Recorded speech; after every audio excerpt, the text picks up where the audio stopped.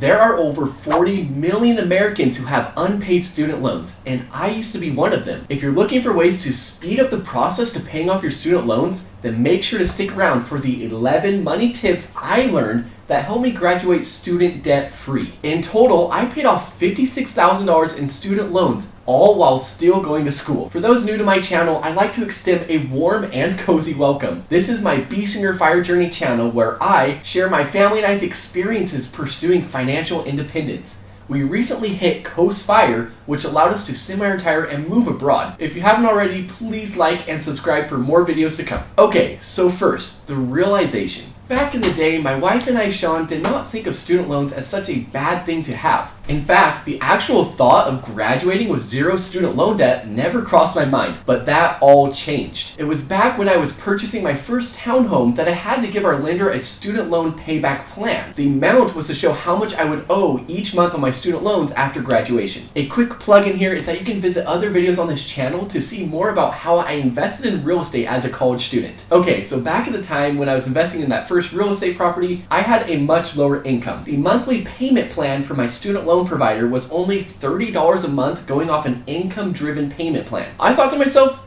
dang, having student loans isn't too bad because the monthly payments after graduation seemed quite reasonable. I would only need to pay $30 a month after I graduate, but then something happened. It was when I was purchasing my second property that I had a much higher income. At that point, I needed to provide another income-driven plan to my lender. Yeah, I was shocked to see how much I needed to pay each month. That monthly payment amount just skyrocketed. I then realized, okay, student loans are not the best thing to have. Thankfully, my wife and I found Dave Ramsey and agree with many of his money tips. Even now, we are very grateful for his teachings on personal finance and getting out of debt. You could say that a lot of his thoughts and philosophies really helped spark my wife and I's change towards our finances. At first, it was my wife who would listen to him and then would come tell me, hey, I think we should save up for your MBA tuition by ourselves and also pay back your bachelor student loans. And I was like, maybe we can actually do this, and that's a great idea. So US News tells us that the average total student debt continues to teeter around $30,000. My wife is extremely talented and received a full scholarship for college. Me, on the other hand, had accumulated $25,000 in student debt from my bachelor's degree. My MBA program was remote or online with 6 semesters, and the total tuition I paid for the program was $31,000. So, in total, I needed to pay off $56,000 once I graduated. It was time to switch up things and start paying off my student loans as early as possible. So let me introduce to you now how I graduated debt-free, and that's after becoming a new father and still being a college student. Number one is my wife and I switched to more affordable phone plans, and specifically we went with Mint Mobile. At first, a friend of ours recommended them to us, so we decided to check them out, and we quickly fell in love with the price, of course, and the service was great. Second is that we decided we needed to better control our money each month,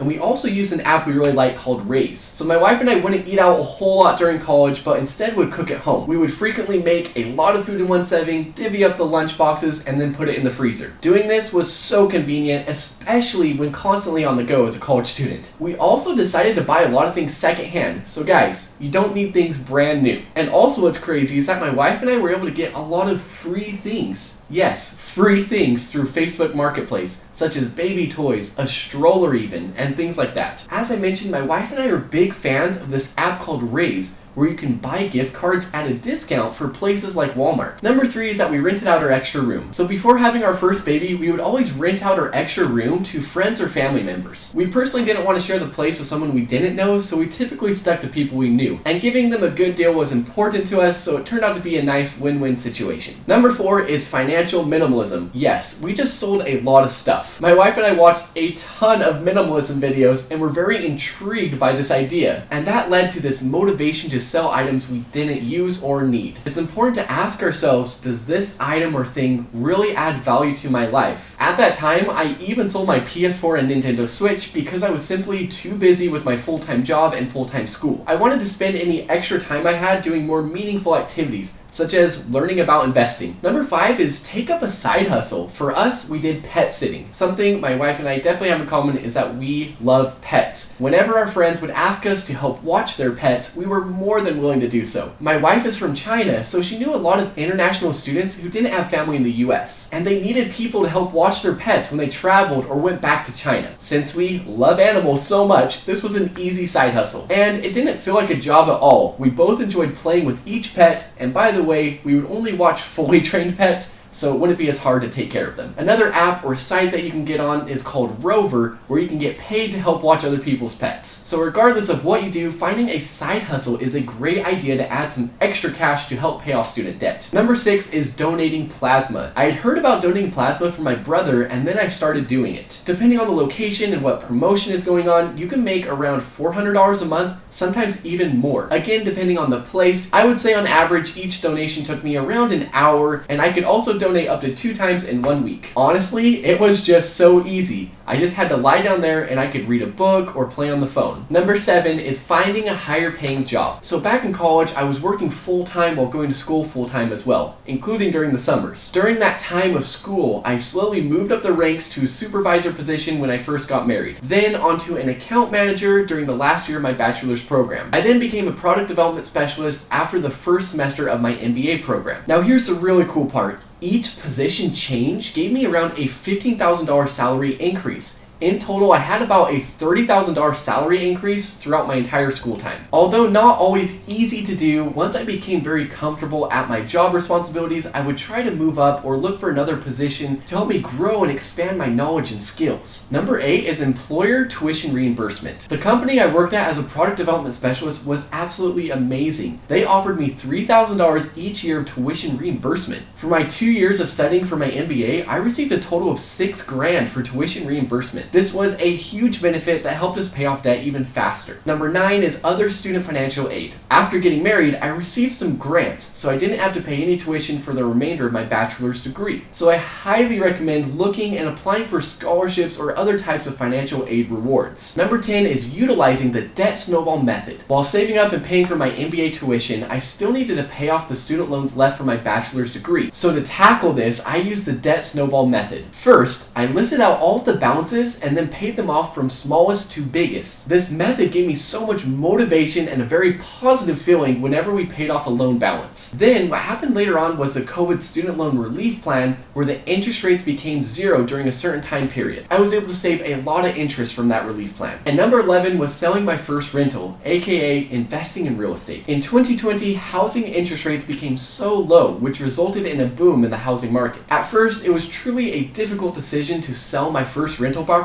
because my wife and I wanted to keep it long term. It was a very old property, however, and after thinking long and hard, my wife and I felt peaceful about selling it. It was around the last year of my MBA program. I sold the first property and I used the profit to pay off the rest of the student loans I owed. It was an incredible feeling to be able to use cash to pay off the rest of my MBA tuition. And from that point on, I became 100% debt free except for the mortgage. So remember, when there's a will, there's a way, and paying off debt can provide a big relief. I'm a big fan of Dave Ramsey when he said, "If you will live like no one else now, you can live like no one else later." For more videos on how to get out of debt and build real wealth, please like and subscribe for more. I will see you next video.